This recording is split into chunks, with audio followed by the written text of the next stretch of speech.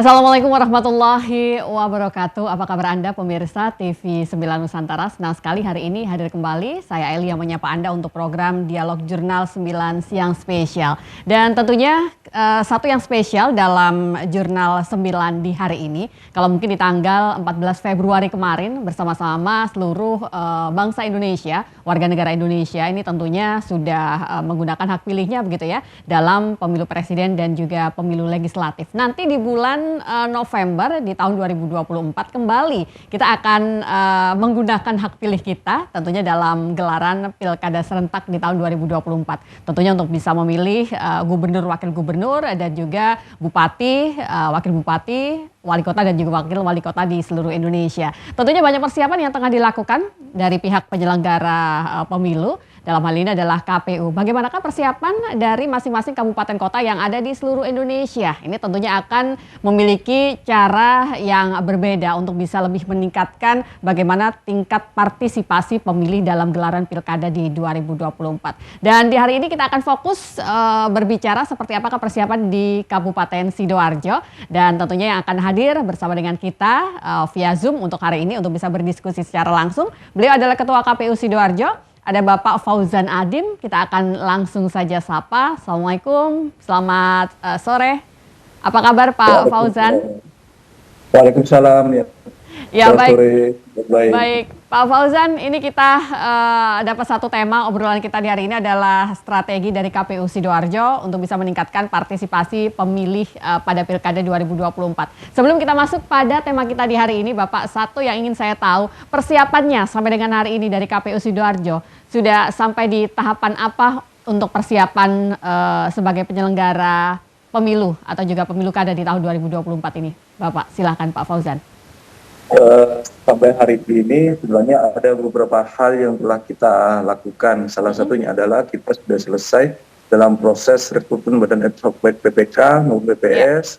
Dan terakhir kemarin alhamdulillah kita selesai melantik Pantarli yang selanjutnya juga alhamdulillah pada hari pertama kemarin serentak kita melakukan coklit bersama. Pak Fauzan mungkin bisa lebih didetailkan berbicara soal coklit. Ini sebenarnya tahapan yang seperti apa dan apa sebenarnya yang bisa coba dilakukan oleh masyarakat di Sidoarjo, Pak Fauzan? Coklit ini kan sebenarnya salah satu langkah dari KPU dalam rangka untuk validasi data. Jadi petugas kami nanti akan datang ke rumah-rumah dalam rangka untuk mencocokkan apakah benar data yang kita miliki itu sama dengan yang terkait dengan alamat, tempat tinggal, termasuk juga dari anggota rumah tangganya misal. Makanya kita by datanya adalah per KK, biasanya kita minta KK-nya sama tidak dengan data yang kita miliki itu. Jadi petugas kita adalah datang ke rumah-rumah masyarakat. Oke, gitu, Bapak bicara soal data, berapa banyak sih Pak daftar pemilih di Kabupaten Sidoarjo? Karena memang ini adalah sudah masuk dalam tahapan coklit, itu artinya memang ada butuh kesesuaian data di sana, Pak Fauzan? Di Sidoarjo sendiri data yang kita miliki yang kita peroleh dari BP4 kemarin itu 1.400.000 sekian gitu Pak. Oke. 1.400.000 itu kalau kita coba breakdown beberapa poin di sana, pemilih pemula, terus juga mungkin mereka yang termasuk sudah lama atau ada perubahan di sana sini, itu cukup banyak kah? Berapa angkanya Pak Fauzan? Itu keseluruhan Mbak. Jadi kalau kita memilah dari atau menelaah dari hasil 2024 itu kan kita masih belum tahu karena proses ini masih terus berjalan. Nah, nanti di Juli baru akan kita ketahuan mana yang pemilih pemula dan lain-lain itu akan baru ketahuan. Setelah proses coklit berarti ya?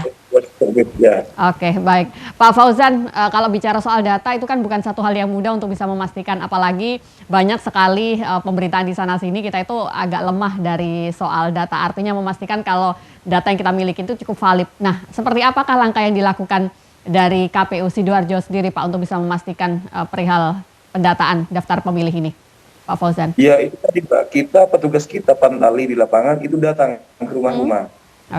Datang ke rumah-rumah dalam rangka untuk pencocokan data itu kembali. Jadi salah satu yang ditanyakan adalah biasanya dicocokkan antara data yang kita miliki lalu si kepala rumah tangga, semisal kita tanya berapa jumlah anggota keluarga, lalu kita minta ada kakaknya, misal kalau ada KTP dan lain-lain sebagai salah satu bagian dari rangkaian validasi itu tadi. Oke, berapa banyak petugas yang sudah disiapkan Pak dalam tahapan ini, Pak Fauzan?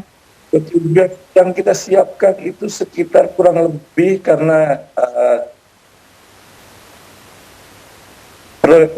proyeksi TPS kita 2.720 itu kita kali 2. Jadi mungkin hampir 5.000-an kurang lebih. 5.000 petugas. 5.000 petugas. Segitu. Oke, baik. Pak, ini dari range tanggal itu petugas akan bergerak mulai dari tanggal berapa dan berakhir di tanggal berapa sepanjang persiapan ini, Pak Fauzan? Jadi kita mulai kemarin untuk petugas Pantalina yang kemarin itu kan kita mulai di tanggal 24 kemarin, kita mulai di hari pertama nanti sampai berakhir di tanggal 24 Juli kalau nggak salah. 24 Jadi, Juli. Ya, Oke. masa kerja Pantalina kita selama 1 bulan.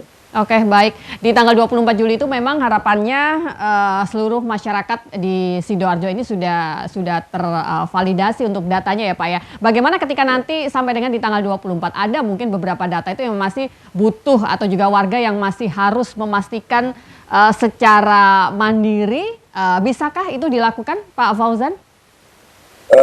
Biasanya begini Mbak, petugas kita di lapangan kalau bicara sebelum-sebelumnya itu kan petugas kita ke lapangan gitu, datang ke rumah-rumah. Kalau semisal yang diterangi belum ada, biasanya ditanya kepada tetangganya, setelah itu kapan, misal yang bersangkutan sudah ada di rumah atau bahkan nanti dimintakan nomor kontak lalu dihubungi. Biasanya begitu. Oke, saya mendapatkan informasi kalau cek untuk data pemilih itu juga bisa dilakukan secara online. Benarkah sebenarnya itu Pak Fauzan? Dan seperti apa prosedurnya? Mungkin bisa lebih dijelaskan Pak. Proses cek data online itu kan nanti pasca coklit Pak. Pasca coklit apakah nanti masyarakat sudah terdaftar atau tidak itu bisa dicek lewat online. Tapi kalau proses pencocokannya itu tetap petugas kita datang ke rumah-rumah. Baik, dan apa langkah yang harus dilakukan oleh masyarakat Pak ketika mungkin nantinya setelah dicek data mereka belum ada, Pak Fauzan? Kalau masyarakat atau sebagian masyarakat datanya belum masuk, biasanya kita minta ada apa istilahnya itu helpdesk biasanya, atau mereka biasanya datang ke PPS, PPK atau langsung ke KPU. Atau pasca itu biasanya, ya. Oke, baik. Nanti kita akan coba lanjut kembali Pak Fauzan. Kita coba jeda sebentar. Nanti di segmen kedua kita akan coba masuk begitu ya. Seperti apakah strategi dari KPU Sidoarjo untuk bisa meningkatkan partisipasi pemilih pada Pilkada 2024. Sesaat lagi untuk Anda.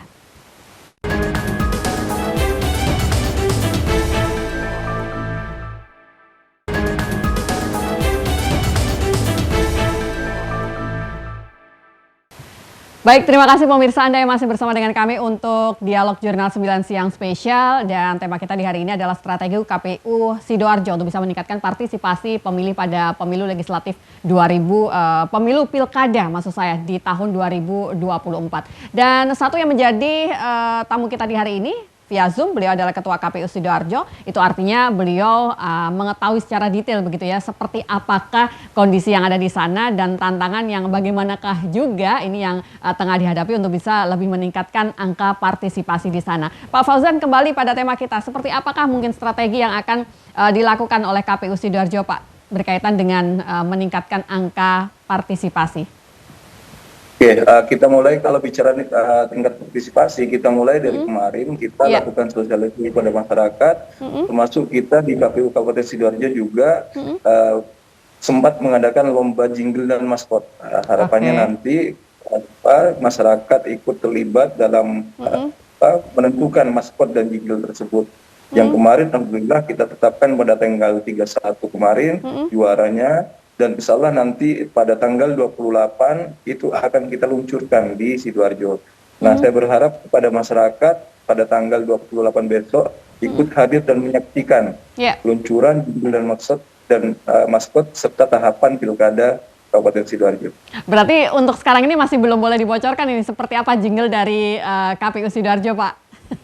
Ya, belum. Nanti kita baru luncurkan, baru perkenalkan kepada masyarakat di pasca tanggal 28. Tanggal 28 ya, ini kemarin cukup tinggikah partisipasi publik, artinya masyarakat di Sidoarjo untuk bisa mengikuti acara ini, Pak? Harapan kita, kalau kemarin itu kan di Pilkada 2020 kemarin, itu kan bareng sejarah pertama kita dalam melaksanakan Pilkada dalam keadaan COVID. Oke. Nah, terpaksa kemarin kita mengadakan, kalau bahasanya kemarin itu kan launching, terpaksa kita lakukan secara di indoor, artinya di dalam ruangan dengan hanya orang-orang tertentu. Nah, pada Pilkada 2024 ini kita laksanakan secara outdoor, artinya bisa disaksikan secara umum. Nah, harapan saya sebenarnya masyarakat Sidoarjo-nya dan masyarakat sekitar Sidoarjo, Surabaya, Pasuruan, dan lain-lain itu ikut hadir menyaksikan dalam rangka peluncuran jingle dan maskot tersebut. Oke, jingle dan juga maskot dari KPU Sidoarjo. Bapak, satu yang ingin saya tanyakan tadi berkaitan dengan angka partisipasi. Pada pemilu legislatif dan juga Pilpres kemarin, berapa angka yang didapatkan artinya Pak untuk partisipasi dari masyarakat di Sidoarjo untuk bisa hadir ke TPS?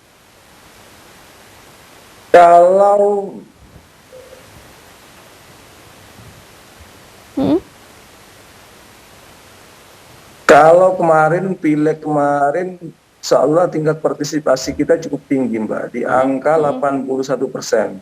Nah, yang menjadi sangat antusias itu bagi kita sebenarnya, walaupun Pilkada 2020 kemarin dilaksanakan dalam keadaan COVID, itu tingkat partisipasi sejarah pertama mungkin Pilkada di Sidoarjo yang tingkat partisipasinya di angka 71%. Yang Pilkada, karena ada perbedaan antara Pilkada sama Pileg, gitu, sama Pilpres dan lain-lain. Nah, sejarah dari 2015, kemarin itu di angka 65 sampai 55. Dan alhamdulillah kemarin di COVID kemarin tingkat partisipasi kita itu waktu Pilkada itu di 71%. Kalau di Pilpres kemarin di angka 81%. Nah, harapan kita nanti di Pilkada 2020 ini, Pilgub maupun Pilkada ini melebihi di angka 71%. Dan biasanya kalau angka partisipasi itu untuk Pilkada, angkanya jauh lebih meningkat ya Pak ya? Artinya ketika dibandingkan dengan Pileg, Kabupaten Sidoarjo begitu juga kah atau bagaimana Pak Fauzan? Sebaliknya Mbak, biasanya tingkat partisipasi, kalau bicara sejarah, tingkat partisipasi Pilkada ini biasanya cenderung rendah. Jadi tidak sampai pada angka 70. Kemarin terakhir itu di Pilkada terakhir sebelum 2020 ini angkanya hanya di sekitar 65% kalau tidak salah. Nah, Pilkada 2020 itulah kemarin alhamdulillah tingkat partisipasi di Kabupaten Sidoarjo itu meningkat di 71%. Targetnya berapa Pak? Targetnya? Kalau target sesuai dengan KPU, kalau target sih di angka 80-an. Baik. Tentunya ada banyak upaya dan cara ini yang akan dilakukan oleh KPU Sidoarjo ya Pak ya untuk bisa mencapai target di angka 80% lah untuk angka partisipasi. Dan apa terobosan-terobosan yang sudah atau masih akan dilakukan ke depannya Pak Fauzan? Jadi langkah-langkah ke depan sebenarnya pasca kita lakukan launching itu nanti sesuai dengan informasi kemarin yang diberikan oleh KPU Provinsi, akan kita laksanakan kirap maskot provinsi dan maskot kabupaten. Itu kita laksanakan di seluruh Kabupaten Sidoarjo, artinya di 18 kecamatan akan kita laksanakan kirap. Itu yang pertama. Yang kedua, pastinya kita akan menggandeng media dalam rangka menggalakkan, karena kunci informasi sebenarnya ada di media. Maka harapan kita, kita akan menggandeng media, baik media cetak, online dan lain-lain sebagai salah satu penyambung sebenarnya, penyambung informasi, penyampaian informasi kepada masyarakat bahwa tahapan bahkan pada tanggal 27 November nanti akan dilaksanakan Pilgub dan Pilkada. Harapannya masyarakat mendengar itu. Pak Fauzan, setiap daerah itu tentunya punya karakteristik tersendiri, sama halnya dengan Sidoarjo, dan itu juga butuh sebuah treatment tersendiri juga agar masyarakat di sana bisa lebih antusias untuk bisa menyambut gelaran Pilkada di 27 November nanti. Dan adakah mungkin cara-cara khusus yang mungkin dikemas dengan cara yang sangat Sidoarjo banget ini untuk bisa mengajak seluruh warga lebih berpartisipasi nanti di 27 November nanti, Pak Fauzan? Secara umum sama sebenarnya, karena bicara Sidoarjo itu tidak akan lepas selalu orang masyarakat bilang sebagai kota penyangga gitu ya. Oke. Nah, yang bisa kita lakukan adalah memperbanyak sosialisasi. Kalau saya kemarin itu memperbanyak sosialisasi tatap muka. Itu yang pertama. Yang kedua, kita wajibkan juga kita PPK, PPS dalam ikut serta dalam kegiatan-kegiatan masyarakat. Jadi misal di tingkat kecamatan gitu, ketika ada warga atau masyarakat bikin kegiatan, mereka ikut nimbrung. Sambil lalu mereka ikut dalam rangka sosialisasi. Itu yang kedua. Yang ketiga, ini sekaligus himbauan sebenarnya dari provinsi bahwa ad hoc kita, baik PPK maupun BPS, itu diwajibkan memiliki media sosial masing-masing. Oke. Dalam rangka karena hal itu yang hari ini paling mungkin dilakukan sosialisasi lewat media sosial. Maka bayangin, PPS kita ada 1038 semisal, dan ketika hal itu serentak dilakukan sosialisasi di media sosialnya, PPK kita ada 90, dan itu menyebar, maka insya Allah sosialisasi kita akan cukup masif dalam wilayah itu. Betul, lebih masif tentunya begitu ya, ketika dilakukan secara serentak oleh para petugas juga yang ada di sana. Baik Pak Fauzan, kita masih akan lanjut untuk obrolan kita di hari ini, kita jeda sebentar ya, dan pastikan Anda tetap bersama dengan kami pemirsa untuk Dialog Jurnal 9 Siang spesial sesaat lagi untuk Anda.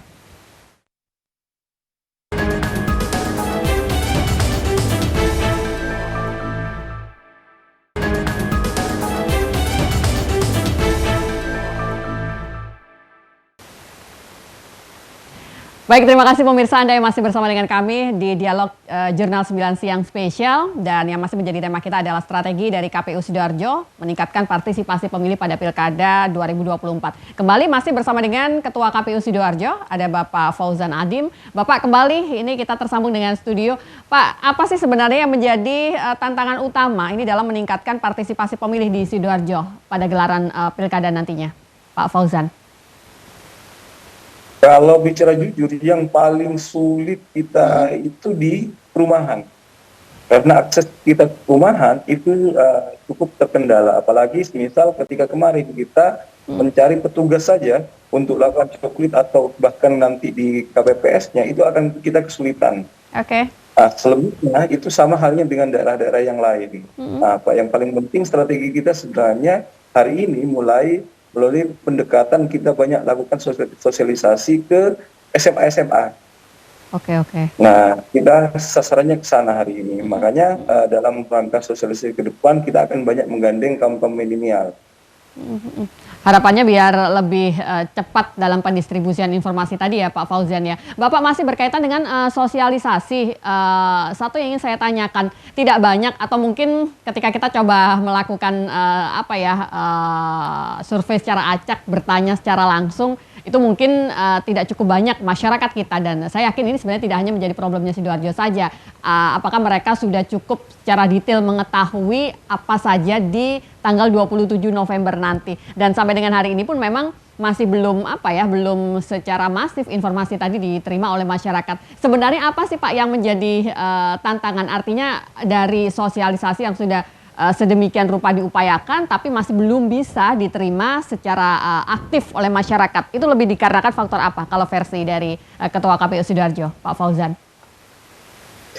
Jadi kalau itu sebenarnya kita agak kesulitan karena pertama kita jarang sekali, karena kewajiban kita melakukan sosialisasi gitu ya. Kalau ditanya apakah seluruh masyarakat dari DPT yang sejumlah 1.400.000 itu dianggap umum, pasti semua orang bicara tidak, akan tetapi kita sebisa mungkin memaksimalkan informasi itu. Harapannya adalah pada tanggal 27 November nanti masyarakat Sidoarjo itu hadir di TPS masing-masing. Gitu. Tapi kalau selama ini kita belum melakukan survei terkait apakah masyarakat sudah paham bahwa tanggal 27 November ada pencoblosan atau tidak.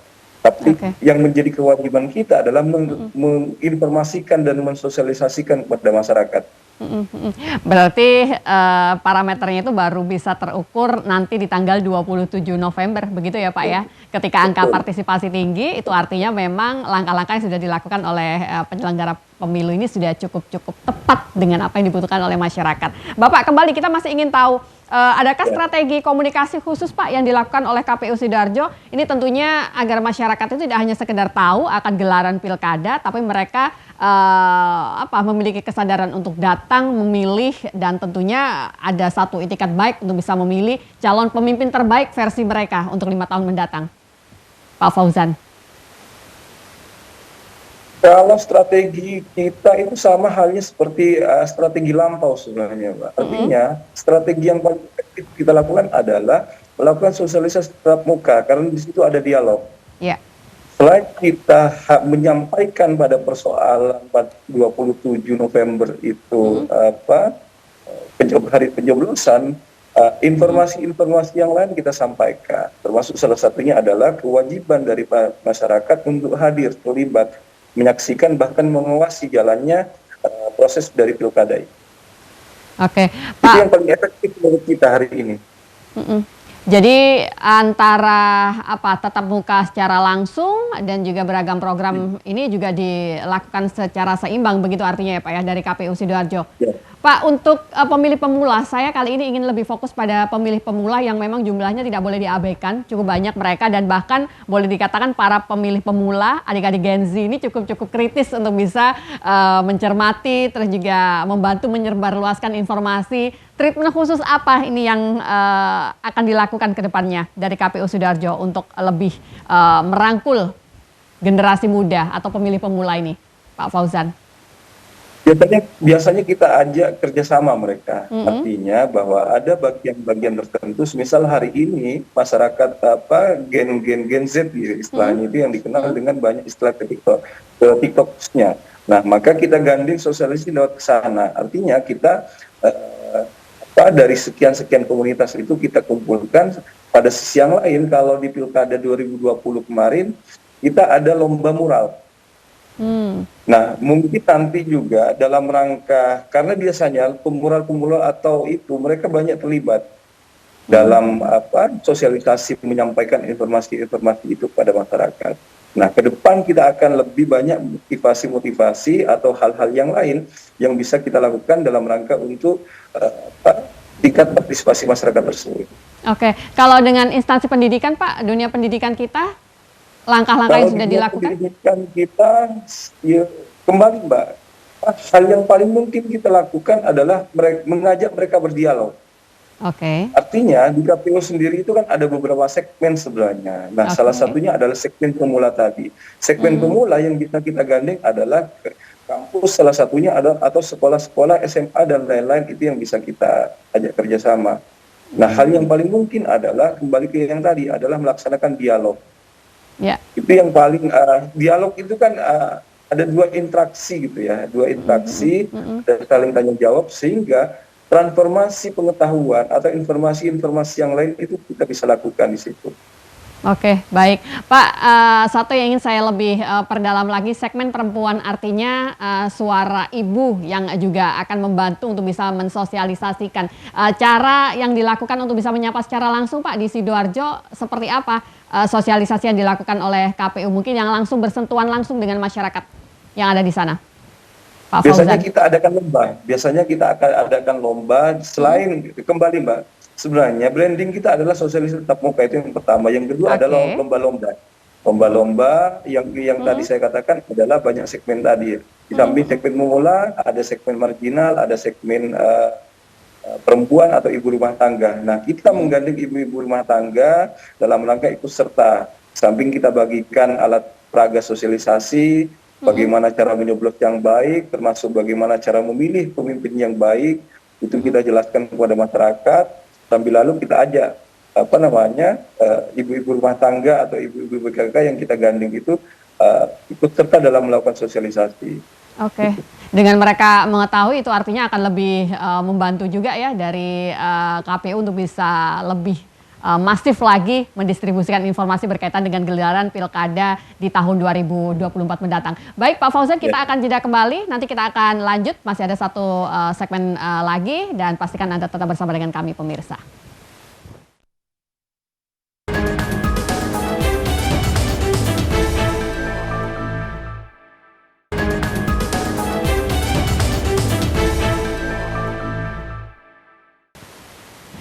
Baik, terima kasih pemirsa TV 9 Nusantara, Anda yang masih bersama dengan kami di Dialog Jurnal 9 Siang Spesial, dan tema kita masih berkaitan dengan strategi dari KPU Sidoarjo meningkatkan partisipasi pemilih Pilkada 2024. Memang ini dilakukan secara serentak di seluruh Indonesia, tapi itu artinya seluruh kabupaten kota ini juga memiliki cara-cara dan juga strategi khusus untuk lebih meningkatkan angka partisipasi di daerah masing-masing. Sama halnya seperti yang sudah kita diskusikan di hari ini bersama dengan Ketua KPU Sidoarjo. Dan kembali kita bersama dengan Pak Fauzan, ini untuk masyarakat kita Pak, khususnya dalam masyarakat Sidoarjo begitu ya. Mungkin ketika kita sudah masuk di tahapan nantinya masa kampanye, itu adalah masa-masa bagi masyarakat mengetahui siapa calonnya, apa yang akan ada gawe besar di November nanti, begitu. Itu baru nanti ada di akhir masuk di masa-masa kampanye. Nah, tahapan-tahapan itu akan berlangsung kapan sih, dan tentunya masyarakat apa saja yang bisa dinantikan oleh masyarakat, Pak Fauzan? Kalau bicara tahapan sebenarnya nanti di Agustus kita akan ada pendaftaran pencalonan. Nah, pasca itu nanti di bulan Oktober itu mulai September kalau nggak salah itu akan masa kampanye. Nah, dalam masa kampanye itu biasanya calon itu hadir di tengah-tengah masyarakat. Selain mengedukasi, mereka juga pasti menginformasikan visi dan misi. Harapannya adalah agar masyarakat memilihnya gitu. Nah, harapan saya adalah masyarakat mencerna dengan baik. Apalagi yang terkait dengan politik uang misalnya, harapan saya adalah masyarakat menghindari dalam politik uang itu. Sehingga ketika masyarakat menghindari dalam politik uang, bahkan tidak mau dalam politik uang, itu akan menghasilkan pemimpin-pemimpin yang kredibel. Jadi kalau kita bicara secara tersirat sebenarnya adalah bagaimana pemilih itu menjadi cerdas dalam memahami informasi-informasi atau ajakan-ajakan dari calon pemimpinnya. Nah, biasanya saya sampaikan adalah bagaimana visi dan misi ini bisa real dilakukan.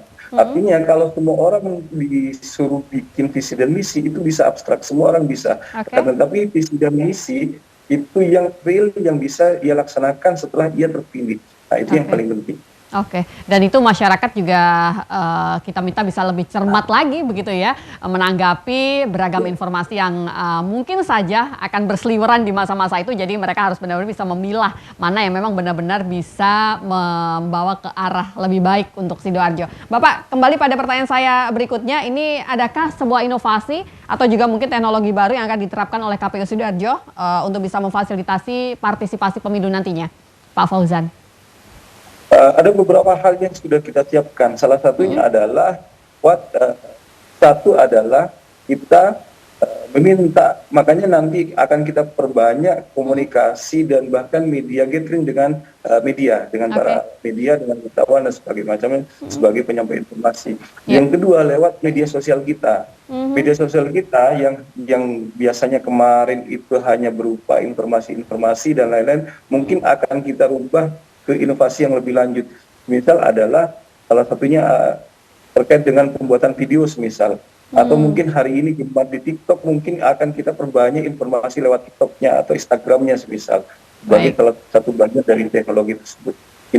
Oke, baik. Terakhir Pak Fauzan bisa diberikan closing statement yang itu artinya untuk seluruh pemirsa TV 9 Nusantara agar lebih lebih fokus lagi khususnya dalam masyarakat di Sidoarjo bisa turut secara aktif ini meramaikan untuk pilkada di tahun 2024 mendatang. Monggo silakan Pak Fauzan.